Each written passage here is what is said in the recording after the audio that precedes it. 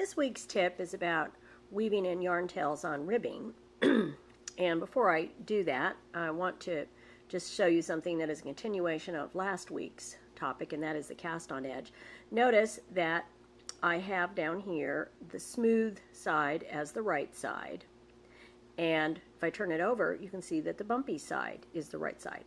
Does it matter which one you pick? No, just be consistent. That's the only thing. So if I pick this side as the right side for a sleeve, I want to make sure that the second sleeve does as well. Now, traditionally, what you select is the smooth side because it is generally considered the smooth side coordinates better with knit stitches. And in ribbing, when it's ribbed, what do you see? You see the smooth, you see the knit stitches. You don't really see the purl stitches unless you stretch it. That is if you're ribbing properly. And if you notice that on this side, I've got my purl bumps at the base of the knit stitches. Now, if I'm doing that because I like the looks, that's fine. There isn't a right and a wrong answer, but that generally is the consistent way to do it. Now, these are the yarn tails that I would normally be weaving in, but because they're the same color, I'm going to use red. And typically, when I'm weaving in ends, I will use the duplicate stitch. But the duplicate stitch isn't great for ribbing. I'll show you the duplicate stitch first and how I would use it in ribbing, and then we will go on and I'll show you the way that I usually weave in my yarn tails.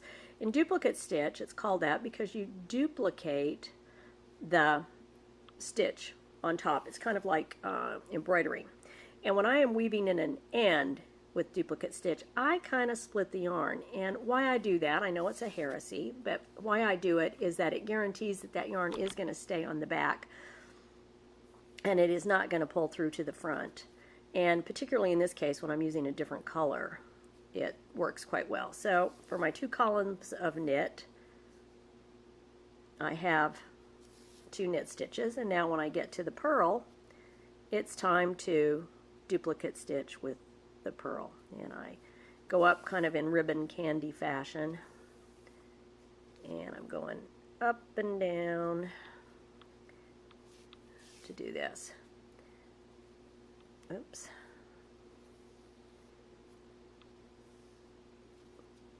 And this works okay, but the thing that I've noticed is that it is a little bulky. Now, why the duplicate stitch method works well is that when you're weaving in yarn tails, if you weave them in diagonally and you stretch the piece, they're going to be visible on the front side.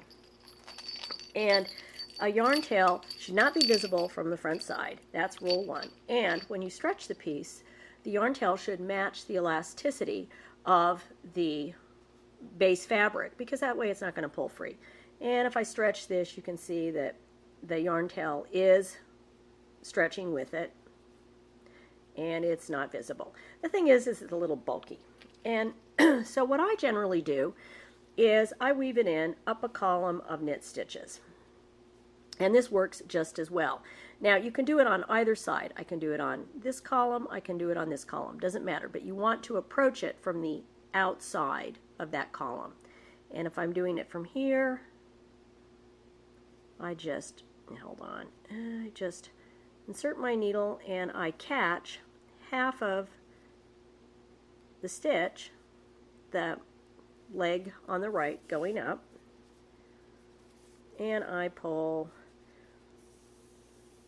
And if that were my yarn tail, there it would be. Now, it may look like that'll be visible on the right side, but you can see that it's not.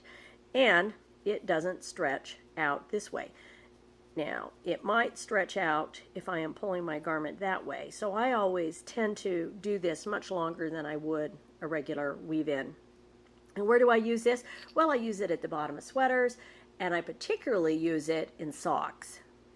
If you are weaving an end in where you have a seam, you can always weave into the seam, and that's going to anchor it and it's going to be invisible. But in projects where you don't have a seam, like a swatch, like you'd be doing for the master's program, or on a pair of socks, this works quite well.